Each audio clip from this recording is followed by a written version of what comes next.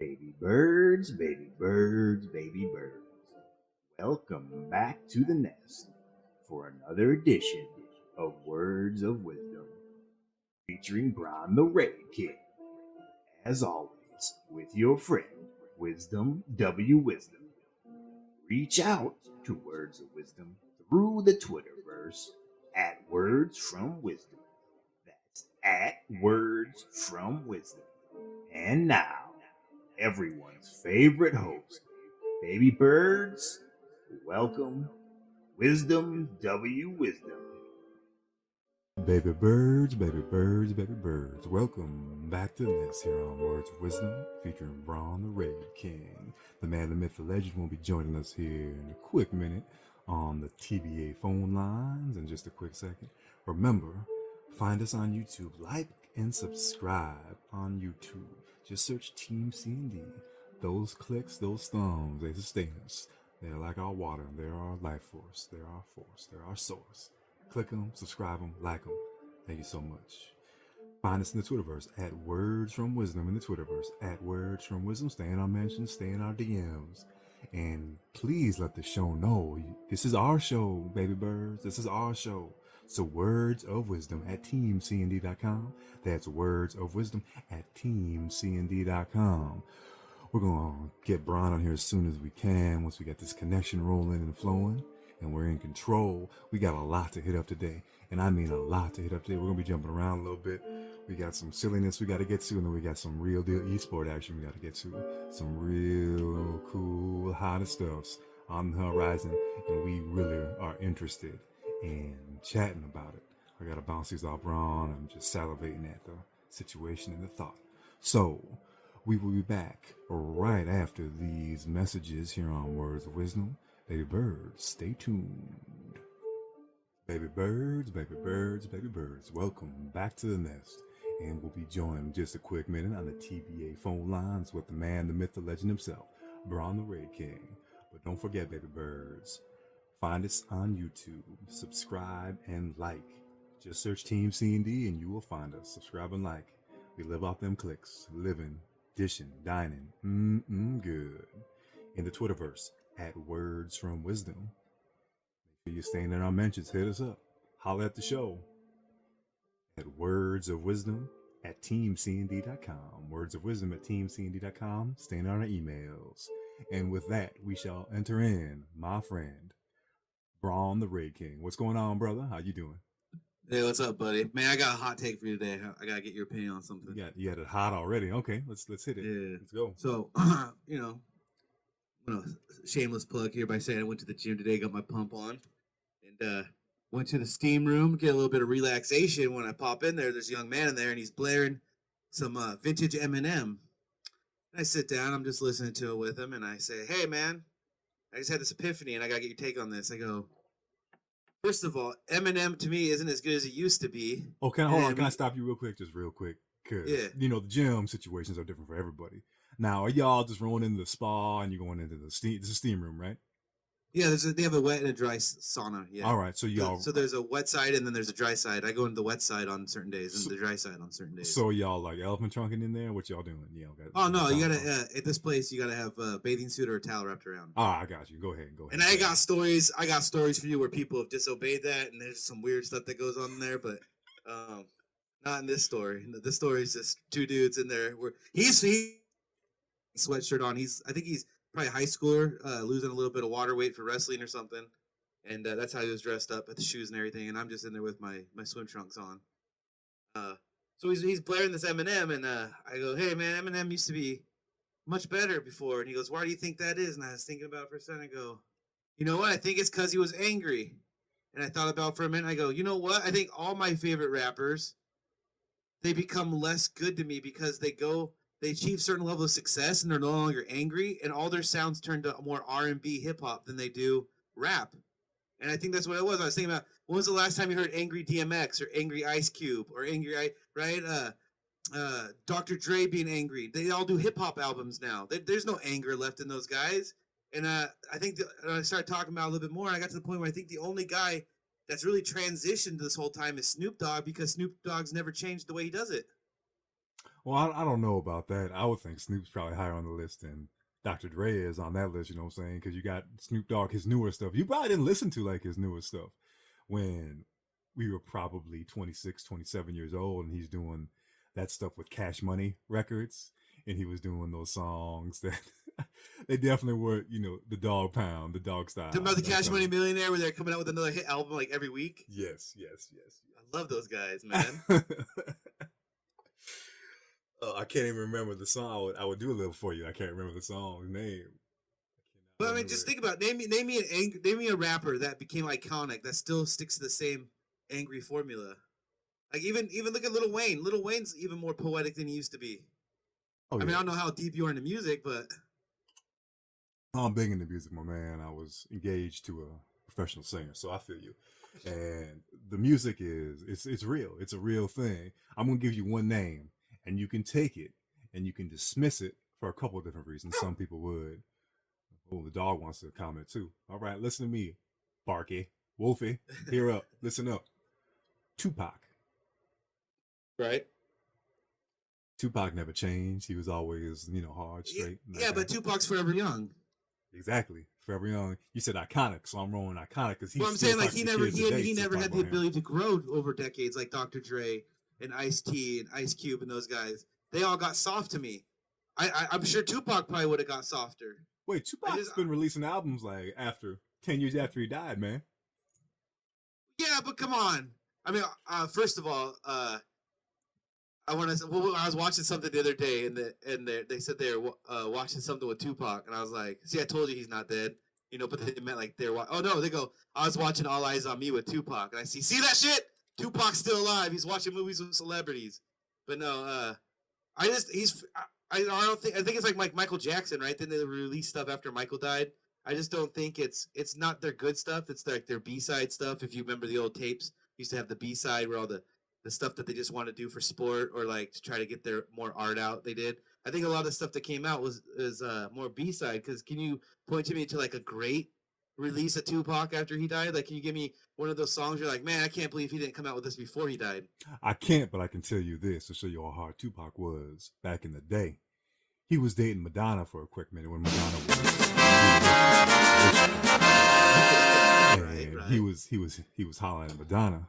He broke up with Madonna not because he didn't dig her, not because she wasn't doing things for him, not because she didn't have a beautiful singing voice like she did. He broke up with Madonna because he felt dating a white woman would ruin his cred with his audience. So he dumped Madonna because of that, man. So that's how hard Tupac was back in the day. But see, that's silly because now look at nowadays. It seems like the opposite now. Like Tupac would have been a trendsetter, right? Like, what was it? There's just the big R&B guy that everybody got upset with because he's either dating or marrying a white girl now. Like, not think that it matters, but I don't know what that has to do with being angry. Is you think the white girl made him soft? Like, I get that then, but like, I want my like rap to me is like it's angry street. It's telling a story. There's a fire behind it because it's emotion driven. Are you And I talking think what about happens is these guys get soft and then they don't have that. They can't pull from that same area anymore when they make their music. this just then got a little beep for a little information depot? Thank you, producer. Are you talking about Jamie Foxx, who always flips out when or just ends conversations when people talk about apparently he's been dating Katie Holmes for the last 5 years? No, I mean I don't know if I don't think it was Jamie Foxx. I Oh, want to say it was like an actual R&B singer or something. Like it was somebody that was basically looked at as like a god, and all of a sudden he's got himself either a white girlfriend or something. Now all of a sudden he's lesser, and I mean I get that people are going to have their own preferences and reasonings for things, but I'm talking more about the angry music though. I don't know. I don't know. Like it used to be you listen to rap and you get fired up. Now I don't get fired up no more. no, I feel you. And to be honest, I've been out of the situation for a quick minute for the last 4 or 5 years, and I hadn't listened to a lot of newer hip hop and newer rap, but I started listening a little bit recently, and I'll be honest, I'm not a big fan. I'm not a fan. I'll stick to the newer stuff that I like. Is talking about Young Money. We're talking about Lil Wayne stuff for 10 years ago, right? 9 years ago. That's the new stuff for me. So that's what I listen. That's when I used to go to the club a lot, right? Like that kind of music. The new stuff. Kendrick Lamar. Yeah, he's good. He's a good lyricist and all, but his music just doesn't hit me, man. I know he's popular and Yeah, people love him. Yeah, I mean, like with Lil Wayne, I think honestly, to me, just to me, Lil Wayne has one of the he might have the top song in my life, like, and it's the Mirror song. If you really just listen to that song and reflect on yourself, that song, if you don't get motivation or at least a sense of self purpose after listening to that song, I don't know if you're listening to it right. Like a lot of people like to dismiss Lil Wayne, but if I think if you listen to that song, there's so much depth to that song. I think Little Wayne's a lot more creative than a lot of people give him credit for. No, he's very, very good. He's extremely creative. I completely concur with that. But you know, these cats do what the people want as well. People don't care about lyrics as much as they once did. They prefer the beats, the smooth rhythms, and they want to just hear something that they can dance to. I mean, look how high EDM, electronic dances. It's huge. These DJs, these new DJ cats, making millions of dollars doing this thing by mixing and spinning these EDM tracks and doing all these crazy raves outside, and 100,000 people show up to these things, man. It's just that type of music and that type of industry that we're living in now, where people just dig kind of a quicker kind of hit to it. You know what I'm saying? Well, it's like one of those things where they every shit on Green Day because Green Day does four chords, right? But if you listen to any music now, even R&B, hip hop, all these everything, every hook has it's four. It's dun dun dun dun, and that's like the I can't remember he the guy the young man in the song he told me about an upcoming rapper, and he played a couple songs for me. And the guy sounded really good, but I noticed that the production whoever produces music did the thing where like the hook was exactly four beats every time, and it distracted away from the actual lyric when he actually went off on his own when he got away from the beat and went. That was where the actual song was good, and I think that's a problem. Is a lot of these people use this same kind of rhythm to try to suck you in on the hook, and that kind of is what EDM has. I think basically what it breaks down to is everybody learned that math plays an integral part in how we hear. We like repetition. We like certain things subconsciously. You pick it up, and I think EDM is basically just taken. Whereas like in rock and roll, you might try to cover it up, or in hip hop or whatever, you might try to cover it up with other things. And I think EDM just said, "Fuck it, let's just embrace it," and they just realized that basically math tunes work, and so now you got guys who are just making tons of money off of making music that's just based off of on some level mathematical algorithms that just play to your ear. So I mean, and I don't know because there's a lot of EDM I don't like, but then you'll hear that stuff, and if you really pay attention to EDM, it has that repetition, it has that same kind of standard setup for almost every song. No, I'm with you. And speaking of rock and roll, EDM, and hip hop, this is the first time ever that hip hop has surpassed rock and roll in most media download, most, I guess, downloaded music, and most sought after bought. They have 8 out of the top 10 this year for the most consumed artists. They blew rock and roll out of the water. Rock and roll is cash money, man. Hip hop is the dream. Yeah, that makes sense though. I mean, I don't. I think not rock. None of that rock and roll's a dying art. I think a lot of the bands that used to be iconic are basically they're all done. And so once you're kind of out of the limelight and you're no longer being put out there and you're putting out new and original stuff, your brand or your genre or whatever kind of stuff. I mean, like look at classical. Like how far down the list is classical? What about jazz? I think it's Two of just my the natural favorites. cause of the beast for hip hop and stuff to take over the top right now. No, I'm with you, and I guess I was born in the wrong century, man. I dig swing music. I dig jazz. I dig the blues. That's what I play on the keys all the time. I play the blues. That's pretty much all I play is swing music and the blues on the keys, or the guitar, or the harmonica. I'm not real good at the guitar, but on the bass I'm pretty good at. And that's what I like to dig. I mean, my girl, ex-girl I should say, the girl I was engaged to, she's a singer. She sings a lot of that jazzy kind of swinging kind of music. That's what she sings right at the club. She'll Kind of, sing, yeah, I was gonna say like club jazz. yeah. And it's just such a beautiful sound. The rhythm and the bass, and just the way their voices move up and down and swing with the music and the harmony and the All that melody. stuff's good is because the productions themselves. There's no over. You can't overproduce jazz. Like you can't. Either you're gonna have jazz or you have something that's so produced it's not jazz anymore. Yeah, absolutely. It's just fantastic, and I love the blues. I wish the blues was a little more popular than it is, but hey, that's just the way the world is. And right now, everyone's kind of on the go. They're moving, they're grabbing. They want stuff that's very catchy. They want stuff that's very fast. They want stuff that's got that special kind of rhythm, like you're saying, kind of the same thing repeating over and over again, right? It's just the quick life that we live in. The Well, information a song, age. yeah, a song used to be great because of the words that were used. Now a song is great because it has a good hook. Yeah, exactly. The other day, I was on Amazon Music and they got all those pre-made stations and pre-made hits, and I played the '50s one, and I forgot how many cool songs there were in the '50s. Just so much good stuff from Frank Sinatra, Elvis Presley, Little Richard. I totally forgot that song was in the '50s. Little Richard. Just so much good stuff. Rock Around the Clock Tonight, all that kind of jazz. Johnny Be Good, all that stuff, man. Chuck Berry, all this stuff that we're talking Oh about. That man, Chuck Berry, I love me some Chuck Berry. yeah, three-quarters of our audience probably has no idea who these people are. I tell you, baby birds, you young bloods out there, I want you to go to Amazon Music because I know y'all got Prime these days with Twitch and all that jazz. So go on Amazon Prime, go to the stations, and just listen to the '50s. You can have some white folk, you can have some black folk. There's even some Latinos up in there.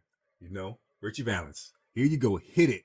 Listen to it. Absorb it. Don't just shut it off right away.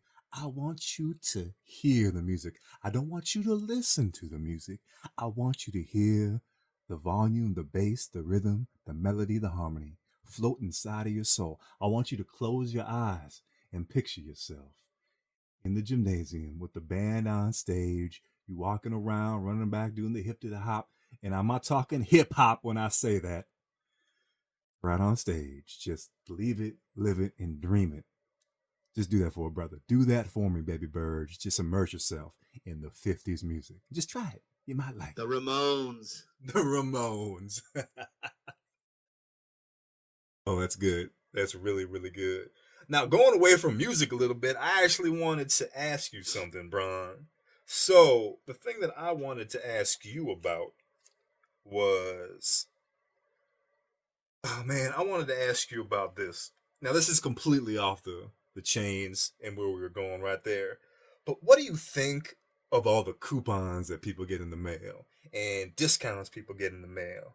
You know, the credit card kind of scams that people get in the mail, especially when you start reaching a certain age. Like, if they think you're 65 or 70, you just start getting all these weird calls about, oh, your credit card is this, oh, your credit card is that. We need to do all these things. And when you order products over the internet, they send this unbelievable coupon thing in the mail with it for another business, which probably secretively is the same business under a different umbrella. And they're just trying to rip you off of this special coupon, so to speak, that they're going to send it to you. Yeah, no, there's a big problem right now with those are all not marketed for me and you. They're marketed for senior citizens. And you got to remember that right now we have one of the largest populations of people with Alzheimer's and dementia. And they're really preying on those people. They're preying on the people that might not remember all the facts or things like that. And they're just trying to take advantage of them. Plus, they have the pensions, and which is sad because they're pretty much the most at risk population in America as far as their ability to support themselves if things go wrong. You know, as a kid, you have your parents, hopefully, and as a parent, you have your personal responsibility. And as an adult, you have the same. But when you become elderly, because of the ailments and the cognitive things you can have going on, you really become, on some level, a victim of just time and age. And for people to try to take advantage of that, I think they got to do something about it. I don't know if they really have a law stopping people from cold calling you. I know they used to have that list where you could get on there and telemarketers wouldn't be able to call you. It seems like it comes back every couple of years and then they just disregard it. So, um, yeah, I don't know, man. It's a bad thing. I get them all the time. I'm sure you've seen videos where people get the guys from Microsoft trying to scam them and all that. So, uh, yeah, I got a story, kinda. All right, let's hit it. When I was working on the ambulance, back when I was working on the EMS, right out of the military, we got called to an apartment building for chest pains, and we go in there, and it was like a 3-bedroom apartment, and there was just mattresses all over the ground and trash all over the ground, and there's about 8 or 10 people living in this apartment, and in the back of the 2 rooms were like that, but then there's one room in the back that had a nice clean bed, and in there they had a computer set up, and from what we gathered as we were talking to them as we were treating this person, this was a call center, and what they do is they take shifts. The 10 of these people take shifts and run this computer in this room year round or all night, 365 days a year, right? 24/7. And they're just cold calling people trying to scam them. That's basically what it was. It was just a scamming operation of this apartment with 10 people in the middle of Washington State. So I mean, it's not like it's hard for these people to get the money available. I'm sure you have to get some type of training. Maybe it's a lot of just what's my hustle, but it's an I think it's almost like going to be an epidemic at some point. I mean, I probably get 6 or 7 calls a day on my phone, and it's unlisted. Yeah, that's why I'm getting worried. You know, my mom was getting up there in age, and she's getting those calls, all that kind of jazz, and she's good because she does not ever pick up the phone unless she knows the phone number. She got caller ID and all that jazz. She screens calls, which is fantastic. And I never want her to get in the habit of picking up that phone because the older that you get, sometimes you start forgetting things, and next thing you know, there goes your life savings. So I'm glad she's got that in her back pocket right now, where she's just not picking up the damn phone unless she knows who it is that's calling her. Well, I mean, now they got that one where like they'll figure out like what your grandson's name is, and they'll call her from someplace and say, "Hey, grandma, I'm in jail. I need money." And these people, because they're just trying to do what's right, they're trying to help their families or whatever. They send money to these scam artists. I don't know. Like, I honestly would be okay if they made crimes against the elderly like this a little bit more punishable, because they're the ones that suffer far more than me or you will. I mean, you lose your medication when you're old, or you lose your money when you're elderly and you can't afford medication. That could be your life. Yeah, that's very true. And I'm with you on that. I'm 100% with you. That kind of stuff should be fraud, in my opinion. That's ridiculous. Impersonating that you're doing stuff that's somebody. That should be completely. It's like you're a con artist, right? That's jailable, is it not? Yeah, but a lot of the times, all the people doing this now are overseas. Oh, There's a man. lot of call centers in Pakistan, India. That what are you gonna do? I mean, I can't remember what it was. I just read something where some lady sent $49,000 to India before somebody in her family stepped in and stopped her. You're never getting that money back, right? There's no way you can get that money back. So, yeah, maybe if you catch them in America. So I think a lot of the times, um, the ones in America are probably going to be slowly phased out because there's too much risk involved. Where if you just set up operations overseas, you're golden. Just like what is the Nigerian Prince scam or whatever they had back in the day on emails. Yeah, That's so funny that you said that because all I could think about was The Office. You ever seen The Office with Michael Gary Scott, Steve Carell in there, and there's a scene in there when he's talking about him and Oscar talking about his debt and all that kind of stuff. And when the Nigerian prince himself contacts you personally and needs your support to help his country, how can you say no? Right. You got to help out royalty on the other side, man. Just the side effect is you get personal wealth out of it, but you're doing what's right for for the sake of them. Yeah, that's good stuff.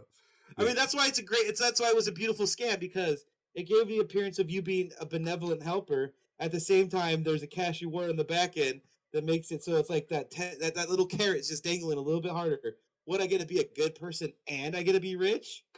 It's a win-win. Absolutely. And absolutely is right, because you know what is absolutely refreshing on a hot summer day down there in the California area is Purina Aqua Springs. Don't grab a soda, don't grab a juice.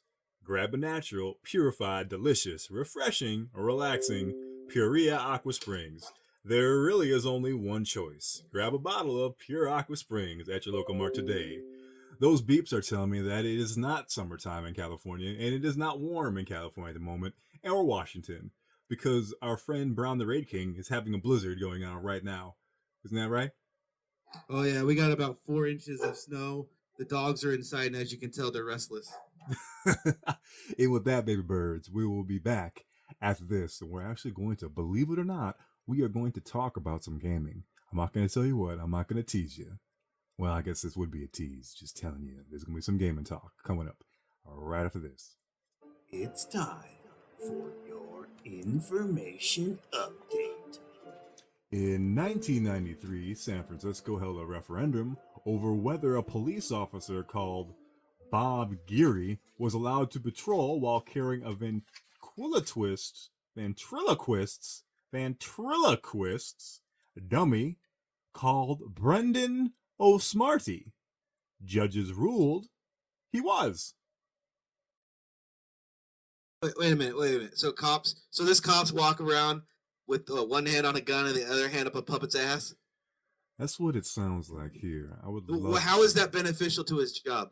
I mean, I get, but was he patrolling children's hospitals? Like, you can get it, but if he's patrolling the businesses around where I have a business, I think I'm gonna be a little pissed as a citizen that this guy's got a puppet who he's gonna use and be distracted by, right? This guy's gonna be showing off his little puppet for people, doing his little practicing his little ventriloquist. Meanwhile, I'm getting robbed 2 blocks over. He doesn't give a shit. So I don't know why they would do Whoa, this. FCC, baby, FCC. My goodness, PG-13. Come on. Broad the Ray King supersedes FCC. All right, carry on. You know how like McDonald's or Subway gives you the free food for life card? This FCC hooked me up with the free swear card. Oh, all right. So I just don't. I mean, is it a mental health thing for the officer? I mean, I guess on that aspect, I'd rather have him have a puppet than just like mowing down people in the street. Like, was there a ruling, a reason why?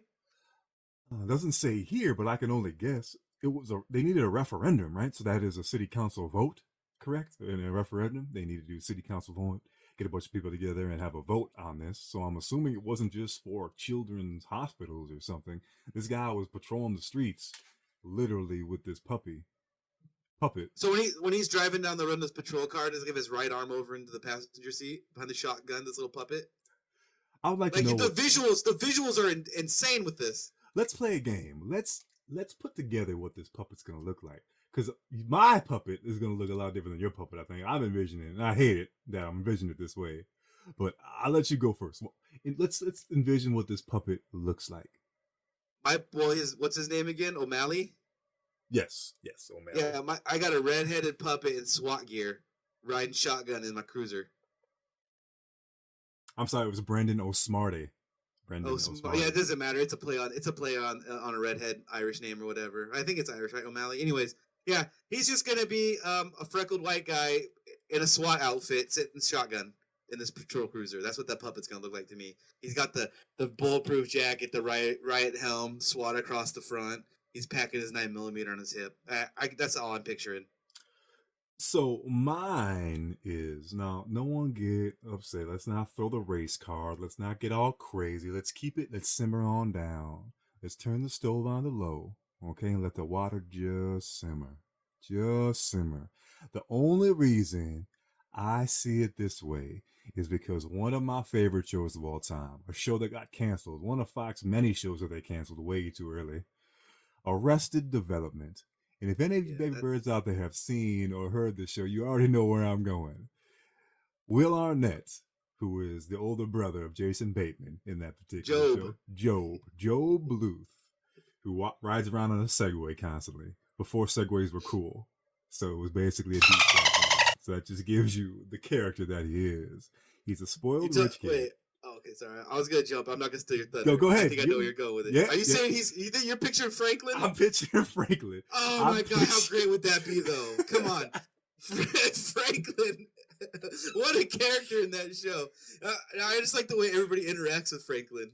Yeah, they treat him like he's a real person all the time. Like the security guards, like, "What's up, Franklin, my brother?" Yeah. Now I'm with you. Now I only picture Franklin. I can only picture Franklin now. And Franklin is I would get that Arrested Development kick. I don't even know I can say this without laughing so hard. There's a scene in that particular show. Spoiler, the show's been out for 12 years already. Is Michael Bluth is trying to find a person named M. Bluth, and he thought it was him at first. Then he thought it was his sister, and he thought his sister was a prostitute, and her handler was Job as Franklin. Franklin was her pimp and handler, just so she could have a dude with a deep voice collecting that money.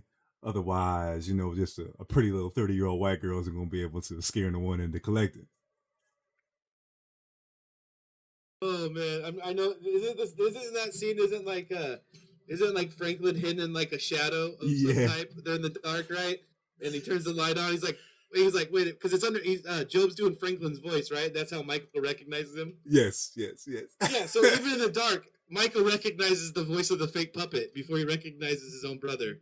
He says Franklin. He goes, "Franklin, is that you or something?" Right? It's a great show. Man. Ron Howard's greatest work. I'm telling you, my two of my favorite shows on the planet are going to be Arrested Development and of course now that I'm on the spot trying to think about it, I can't do it. I'll have to get back to you, but it's a top 2 show. The other one is more recent. Yeah, I'm a punt on that one. I'll get back to you on that. But Arrested Development is definitely one of the best shows. It's like up there with Seinfeld. The writing, the creativity, the storytelling. I don't know if there's many shows better than Arrested Development, and I'm upset that it got canceled again and again. Yeah, it was cool that Netflix picked them up. But all those actors and actors are so busy nowadays that it's so hard for them to actually film the season. That's why they had to do their first season back was in stages of each character because they could only get some of them at some time so they actually film the show. It was pretty cool though they could do it. Yeah, I don't know if I saw that last season. Is it on Netflix or something? Yeah, it's on Netflix, man. Check it out. I also have to see the Entourage movie. I haven't seen that one yet either. Oh, I ain't seen that. You showing your color, Seinfeld and Entourage. All right, I got you. Favorite shows. No worries, man. I didn't say favorite shows. I just shows. I didn't say Entourage was my favorite show. Let me hook you up with a little bit of Martin, dog. Why don't you watch Martin? Martin, you should name that. Come on now. Come on, man. I know about Martin, bro. You sure? You sure? Maybe you stuck on the Seinfeld reruns. What am I supposed to say? Family Matters. Family Matters. And notice you went to Full House. Will Family Matters get me street cred? Well, I don't think so because you got Urkel, Jameel White. You know. Got any cheese? He cleaned up good though. He did. Come on, Laura, dude. Laura's always been fine. Laura. Oh my goodness, Laura was lit. I think we got a little sidetracked. We're supposed to play more games, so I'm gonna kick it into. I don't know if you've ever heard of this, man, because I know you haven't played WoW in a quick minute, but WoW is doing, I believe it's gonna happen soon, or it already has happened. But they got the MDI Invitational. You know what that is? I'm assuming it's some type of battle arena tournament. Kind of. It's not PvP. This one's not. This is going to be a Mythic Dungeon Invitational. They've been doing it the last couple of years. And this thing's going to be pretty cool. They're having, either already had it or they're having it shortly. They're going to be doing a key-in dungeon, which that basically means is anyone can come and do this. So you have 5-man teams and you do different difficulties in this Mythic Dungeons. There are going to be 5 23s in Mythics. So you need to do that. If you can complete all these things, you can. It doesn't really matter the time that you do it in these particular ones. As long as you can complete them, you will actually move into the qualifying rounds. So our very own Team C&D Z, my boy Jazzy, he put together a team to actually compete in this thing. So he's going to be competing in this bad boy. And I believe it has a $100,000 prize winner. And he's been doing this kind of stuff for a quick minute. He's one of the world's top warlocks. In my personal opinion, I've been gaming with this cat for a long time. He's one of the world's top players as well in PvP and in PvE. World first. Yeah. There you go. But this cool thing about this tournament, I just found out about this. It's really cool. So this time around, they're making it very equalized. So a big problem that people have in the WoW Mythics is, from what I've read, is the majority of people play on the Horde side. The majority of really good players play on the Horde side. Then you have a large population of the Alliance side, but I don't want to call people out for not being as skilled as some of the others, but let's be honest, we've all played games where one side is typically stacked with a lot of the big PvPers, and the other side is stacked with a lot of the more Care Bear type players. Players that, I don't want to say a word like that, let's say a little fluffier. They just have a little different play style, right? Am I right? A little different play style? Yeah, just a little bit terrified. Yeah, exactly. So he's on the Alliance side, so he doesn't have quite the quality of players that he can choose from all the time to be able to play with. So that's going to affect the rankings that you're going to be in, because I believe he's in the top 20 right now, but his skill level and his ability going against that stuff, he's definitely better than the top 20 warlock in the world. He's better than that. He just is, man. I've seen him play. Every other game he's played in, he's phenomenal. He's better than those cats. And watching the videos of these other people that are supposedly ranked higher, nah, man, they ain't as good. Their team's a little better, you know? So what this thing is like, basically they introduce new dungeons, and then it's like who can clear them the fastest, or is it who can clear all the dungeons first? Like what is it? And is it just dungeons? Or like they fighting bosses they've never fought before? So what it's gonna be is kind of go over the whole thing. So they get to that qualifying round. So they get the 23s. They get through that. Okay.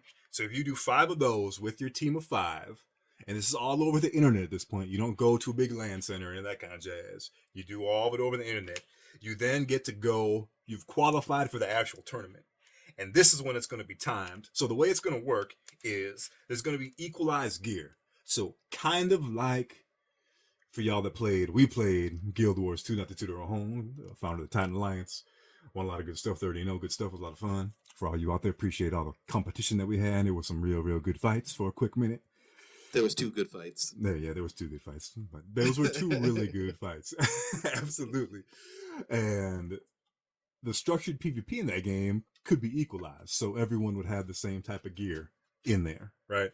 So in this particular thing, there are vendors set up. So those of y'all that haven't done this type of stuff before, maybe if you got into some testing things, I don't know how much of this I'm supposed to talk about, but a lot of times, if you're per se to test a game and you're doing some sort of raid content, you obviously don't have time to go spend 8 months in getting the gear. So the devs will typically, I'll use Rift as an example because this was just a test server that Rift had for a long time. They could put up vendors and they would allow you to get the raid gear that you needed on test to go test the content before they release it to live. So you didn't have to grind it all up. So they do the same thing in this. So if you didn't have the best 5-man team beforehand, and maybe it was because people just couldn't play 24/7, 24 hours a day, you can only play 5 hours a day instead of 12 hours a day, right? So you didn't have as much legendary weapons, so your gear score wasn't as high. Okay, now we all are going to be on the same equalized front. We all are going to have literally or close to the exact same gear score, depending on the combination of weapons that you're going to be using for your particular character and your particular class. So now you're going to be equalized, which is a big thing. Because I believe in the past, don't hold me to this, some of the tournaments that have been similar to this, they didn't do the equalization, so people would use their current gear scores in there, I believe, in some of the past things. Maybe not last year's, but in the past on some of the stuff. So you pick your items, right? Now, the thing about it is when you clear the dungeon, you need to do 100% of the enemy clear. Which, you gotta do 100% of the clear. It doesn't make sense. No, because there's more than 100% of enemies in the dungeon. So it actually goes up to, let's say, for example, one of the dungeons, and it varies, will be 150%, right? Or 170%. There's going to be tricks to the trade. Think about some of the games that we've played, Bron, that if you're going for world first and you can skip around some of the trash mobs that you don't need to kill to get to the boss, we're going to do that, right? Exactly, yeah. Yes. It's all about efficiency. Exactly, efficiency. So you need to just make sure that you have 100% of the enemy clear, and that could be out of 175 or 150, and this will be having different types of things to get around stuff. Stealth, rogues, stealth around these items, these mobs, stealth about. So your class makeup has a lot to do with this stuff too. So it's very important that you figure out good, best, and all-star style of playing. Because if you're not going to be moving around these things, not going to skip around this stuff, you might as well not even play in this tournament. I believe it's a free entry fee, so I guess a lot of people are going to be. But if you don't have that little bit thing going about understanding the 150% to 100%, I would recommend just sticking at home and watching it on Twitch. What I'm saying. I don't know if WoW's out now, but it seems like everybody can do just about everything anymore. And the game's been out so long that they've basically just melded everything to, like, everything's named differently, but you kind of do the same thing. So it'll be interesting to see if composition of these groups allow certain groups to avoid certain packs of mobs, or other comps have to take other sets of mobs, and then it becomes, can you be more efficient with your group based on the circumstances you have? Is this the thing where, like, the first time you ever see it, the first time you go through it, or are these dungeons that people have already done that they now try to put some type of purpose to? I believe these are ones that people have already done. There may be, because there's not a ton of information out at this point where I'm getting this info from, of all of the stuff that's going to be released after the qualifying round. So when you're actually in the tournament.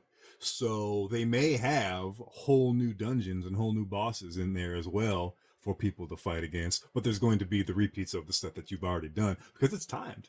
It's all timed. So you got to be efficient and fast. And this is cool. The least amount of mistakes.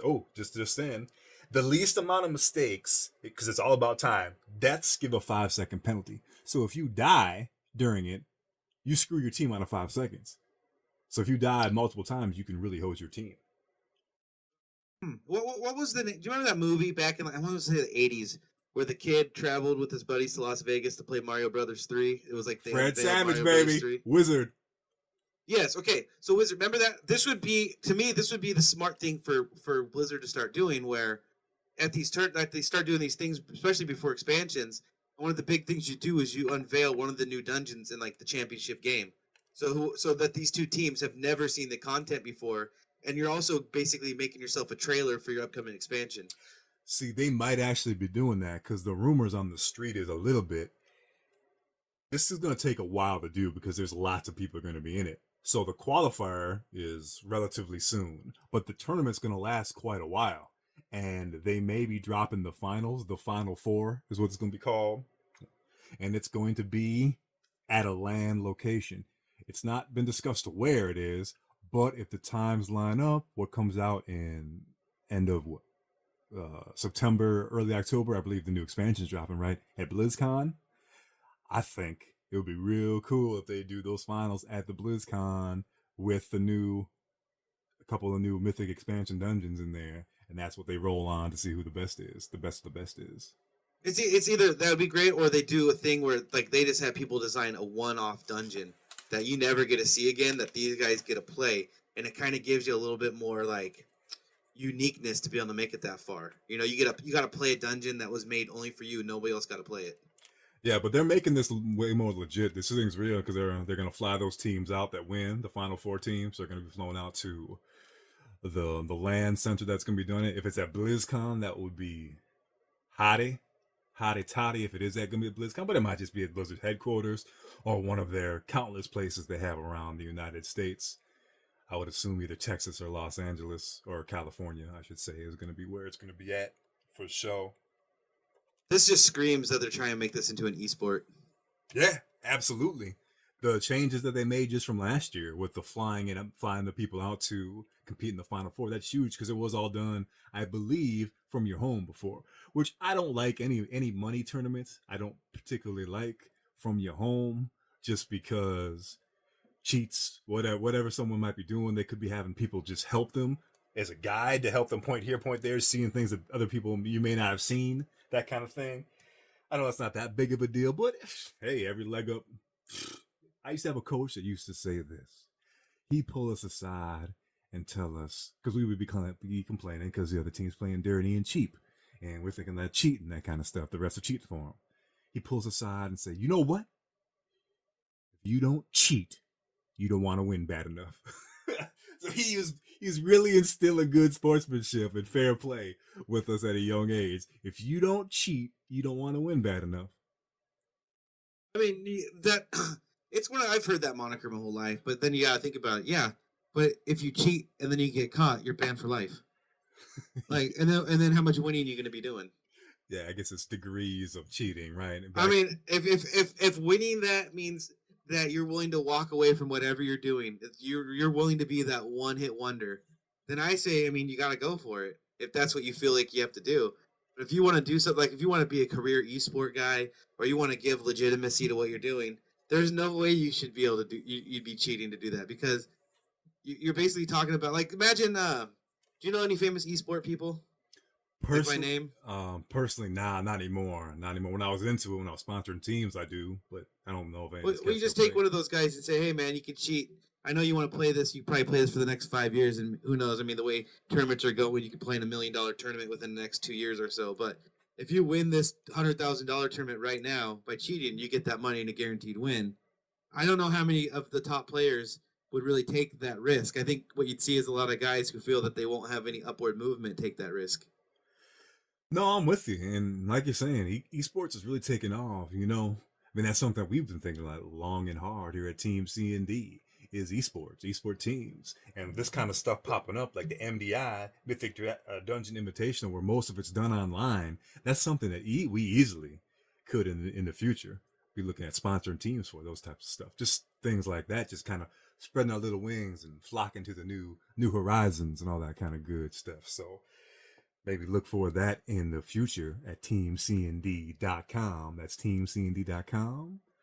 And you'll be seeing a lot of new action, a lot of Twitch action, a lot of YouTube action, and a lot of blog action. You can follow your man, the myth legend Braun, right over there. He's got his own little blog that he's writing about, little newsletters he's rolling with. So you can stay in the mind of Braun when you're not hearing his sweet, sweet voice. Stay in his world. at teamcnd.com. But no, that's just some Yeah, of the cool stuff esports is doing, man. yeah. And like I said, I mean, I think I shared that thing with you where the Rockets GM is now the Houston Rockets, the NBA team, have now actually started their own esports division. And I watched a documentary thing on Clutch Gaming, which is owned by the Rockets. And like I said, I think we had that conversation. Is once those guys get involved, you know it's about to take off because Why the don't you? money's there No, now. you tell me the exact words that you use when we talk about this off the air. Tell me the exact words that you use. I said follow the rich white guy because he's usually up to something. That's right. And Daryl Morey is, for y'all that don't know who Daryl Morey is, you're not sport like NBA fans or that kind of jazz. He is the GM of the Houston Rockets, and he hosts a conference every year at MIT on analytics. He was just about the first basketball analytics guy that took it in stride. And now his Houston Rockets are scoring at an unprecedented rate over the last few years because he came up with the thing, him and Mike D'Antoni, is let's just shoot threes, and let's shoot threes from 25 feet out. Let's spread the ball around the court because James Harden or Chris Paul is going to drive the basket, and our shooters, Ryan Anderson and these other tall, lanky guys, are going to just stand 25 feet out, and they're going to be wide open at 25 feet. Just throw it back to them and let them bombs away from 25 feet. And the NBA three-point line is 23 feet. So they're shooting 2 feet behind the NBA three-point line, and they have the best record in the league. So it's I know that's impressive. why I think it's weird that people are talking about LeBron going there. I mean, your team doesn't get worse with LeBron, but he doesn't with what they got going, the way they play. He doesn't really fit the model to me. Yeah, and no, absolutely, and I'm with you with that. But I just want to give the listeners, the e-game listeners, a little bit of backstory on Daryl Morey because I want to hear more from you since you read the article and watched it about his journey into esports. Because that's you're seeing cats like that. That means it's gonna burst. When you see Amazon buying Twitch for $1 billion, and now they are building it into their revolutionary game. I'm assuming he's going to revolutionize the market. And you see a guy like Daryl Morey, and you see these other guys in regular sports getting into esports. Get ready, ladies and gentlemen, because the bubble's about to burst. So get in now and get in hot, get in for the ride. And Bron, why don't you take us on a quick ride through Daryl Morey? Yeah, I mean the whole concept was analytics from the very beginning. That's how he went out and tried to find somebody who understood analytics in the gaming scene. Found a guy and then basically built their model just to try to line up every world player that they could find in different brackets. You know, Europe, Asia, America, and they middle, top, jungle, bottom, all those spots, and they basically use analytics to try to figure out who the best players were based on their system. And like analytics, it's always based on your system. Now, the proof is in the pudding where you have to find out if your system works by putting the pieces together and letting it roll. So what they did was put them up on the board. Well, they started looking for guys, and a lot of the guys that based on their model ended up becoming. Well, I don't know how much of it's true because the way that the franchises always talk about their players, but every one of these players was highly ranked, super high ranked on their boards, maybe even one in a lot of circumstances. So I really don't know if that really holds true to their board or if that's just what they had available or what they could use. But nonetheless, they put this analytics board together, and the one piece that they were really missing was their middle, and he was ranked number one in Europe on their board. And they heard at one point as they're putting their team together that he became a free agent, like a team let him go. And then in the documentary, they talked about like they couldn't believe it. Like again, I don't know how much of that's true. Like they couldn't believe this guy's available or whatever, so they went and got him. And they just played against TSM in the video. They're in the. I don't know if they're actually at a tournament yet, or if they're just doing the league season where you play against all these other teams. But they're actually starting to look like an actual team, and I think they. Oh, I'm trying to think right now. I think they beat TSM, which is considered one of the best teams in League of Legends. So, as of they had a rough start. So as of right now, it looks like maybe the combination of team cohesion and analytics is starting to pay off for him. And once that hit, if he hits on that, if they hit on analytics, then it's just a matter of time for everybody's following suit and how to build that team. Yeah, that's very interesting. I'm looking forward. You sent me the link to watch, and of course, I haven't watched it yet, but mostly because I can't, but I can listen to it. And it sounds extremely interesting. Daryl Morey is a very interesting individual. I really hope he writes a book, a tell-all book about when he's done GMing the Rockets and all that kind of jazz and going through all these other ventures in his life that he is doing because he is on the forefront of so many future things. It's exciting to see the esports and e-games getting picked up by these cats, these billionaires, these millionaires, these guys that are doing. There's sport owners that have e-game teams now too. I remember reading an article about that, but I cannot for the life of me remember the names of the owners that actually are doing these e-game teams. But it's coming real, ladies and gentlemen, baby birds of all ages. It's coming legit. This is coming. E-games are going to blow it off the roof. We are going to have it. It's going to be like Korea. It's going to be like you go to arenas. You're not going to arena for a football game. You're going to arena to watch an esports game. You got your tablet, you got your phone going, you're watching esports, you're watching this stuff live. Your kids, baby birds, people my age, their kids are going to, people your age, Bron, their kids are going to college for esports. They are getting college paid for. They are learning classes for esports. It's not only like coaching and those types of things that you get like it would be for a football player, but there are classes set up to develop and maintain those esport qualities. Yep, I'm still maintaining we'll see a $1 million esport athlete in our lifetime, but I'd say probably even within the next 5 to 10 years. Yeah, absolutely. It's amazing. I love it. I love everything about it. And those people, esports, just like basketball, just like football, they get awfully thirsty. So they're gonna need to have themselves some Pure Aqua Springs. Don't grab a soda. Don't grab a juice. Grab a natural, purified, delicious, refreshing, relaxing Pure Aqua Springs. There really is only one choice. Grab a bottle of Pure Aqua Springs at your local mart today. No, but it's really exciting to see all these things happen and occur, and it's happening so quickly. Especially for me, because as a lot of our listeners know, I was out of commission for a few years, so I missed a lot of the bursting of these esports things. So seeing ESPN has an esports podcast, it's cool they got one. I'm not the biggest fan of how they have the format set up. I think they could do for being, I shouldn't say that, because the people that are doing the podcast, they do a great job. They're fantastic. But I think Disney, ESPN, don't they own Marvel now too? They own everything.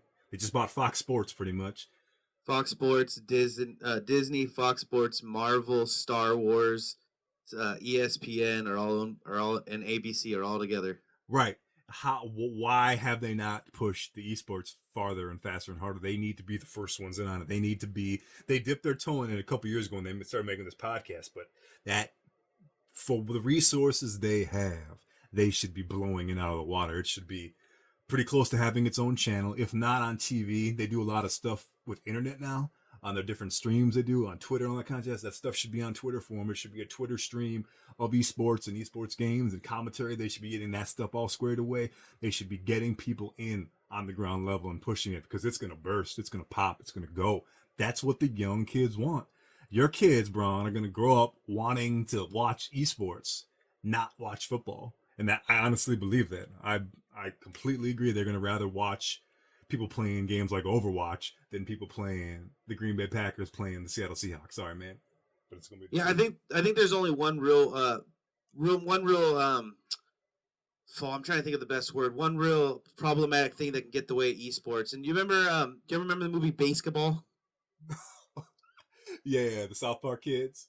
Yeah, remember at the beginning at the movie, some point they're talking about like, and now we got to follow Minnesota, who beat Sacramento in the South Northwest by regional tournament, and they'll have the privilege of playing whoever's from the Midwest, North, South ultra tournament. Like, I think the only thing esports could run into is if they have way too many teams and you oversaturate a league, which is going to be hard to think. You got to think about. Look at the NFL, the NBA.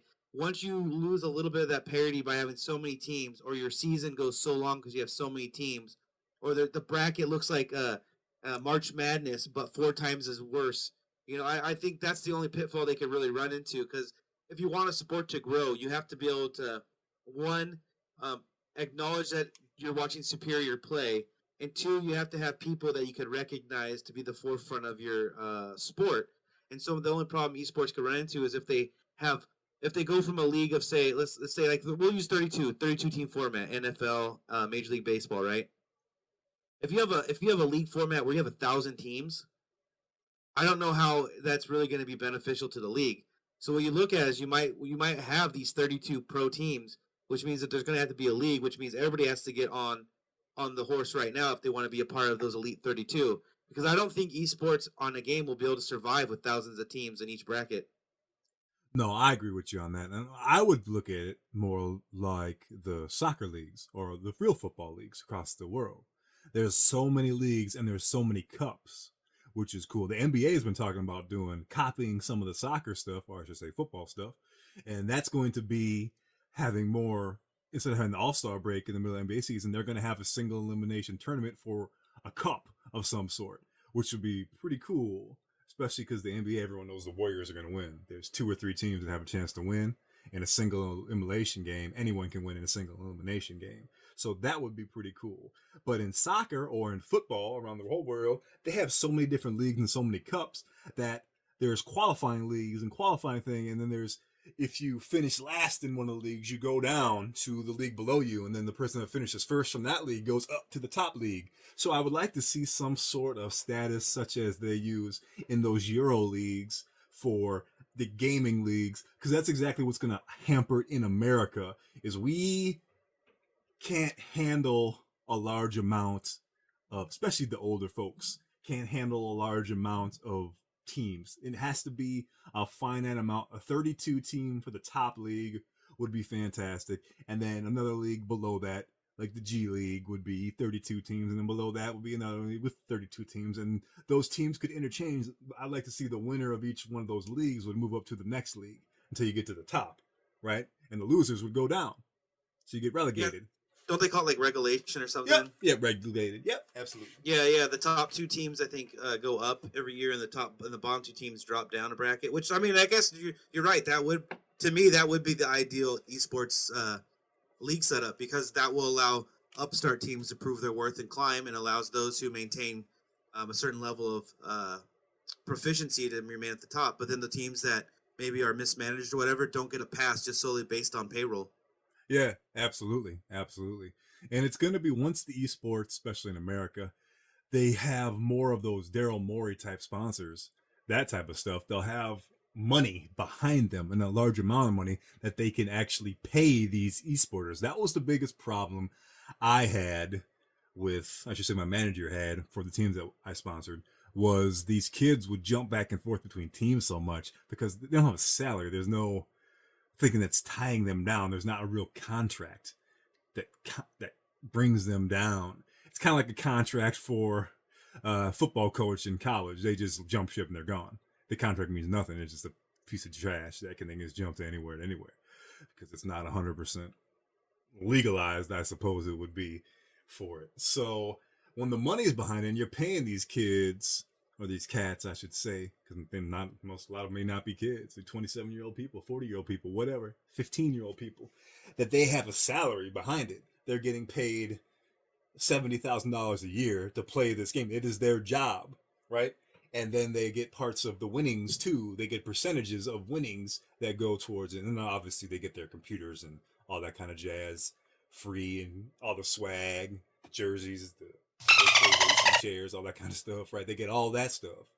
But once you get that behind it, then you're going to look at a much more stabilization, and then you'll see more of trades and free agents and all that kind of jazz, like an actual league, like the basketball league, NBA, football, hockey, soccer, the real football on the other side across the pond. You know what I'm saying? It should be, once it's up to that standard, that's where I'm really interested in seeing. I just can't wait for the bubble to burst. I want to see it. Well, it's going to have to be a league then, because the problem with college coaches is that there's no league.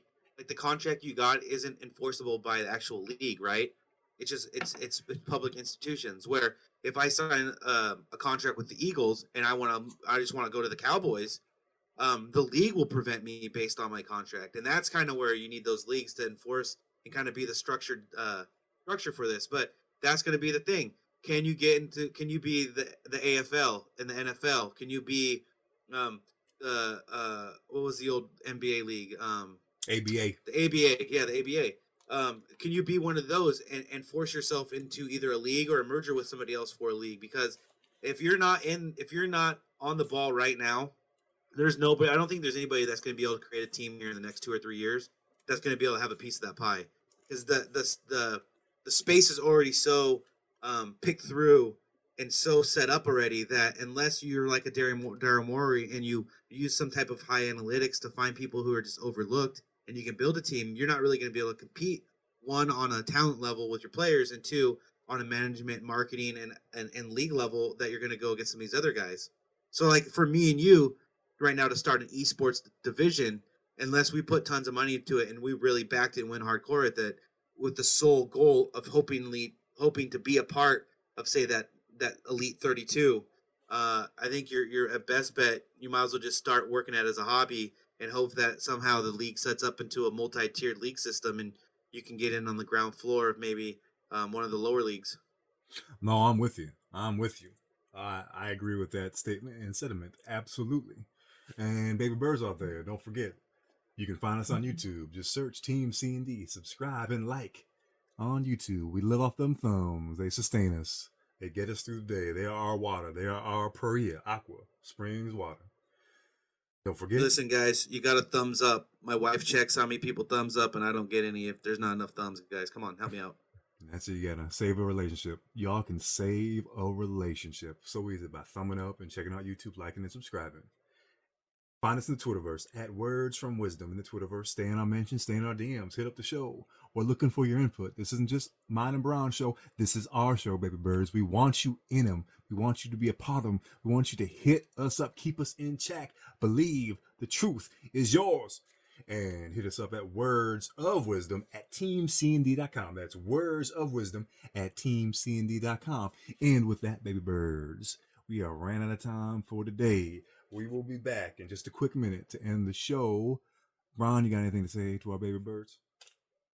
I'm gonna be doing a live stream tonight. I don't know. This will probably be in the past for all you people in the future, but we'll be doing a live stream tonight with Nastrin, Braun and Nastrin, going at some PUBG tonight.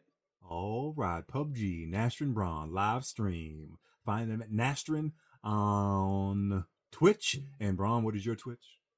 Braun the Raid King on Twitch. Braun the Raid King on Twitch. And with that, we will be back right after this.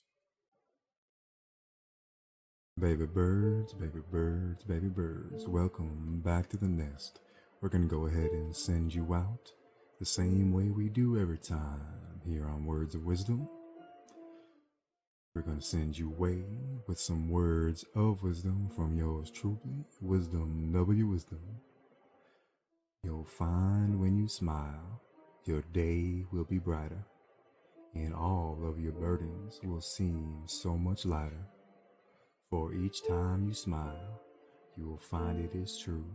Somebody, somewhere, will be smiling back at you. And nothing on earth can make life more worthwhile than the sunshine and warmth of just one beautiful smile. And with that, baby birds, as you flock away from the nest, I want you to ponder those words of wisdom from Wisdom W. Wisdom. Don't forget to like and subscribe on YouTube. Just search Team CND, Twitterverse, Words from Wisdom at Words from Wisdom, and find us through the emails, teamcnd, Words of Wisdom at teamcnd.com. Until next time.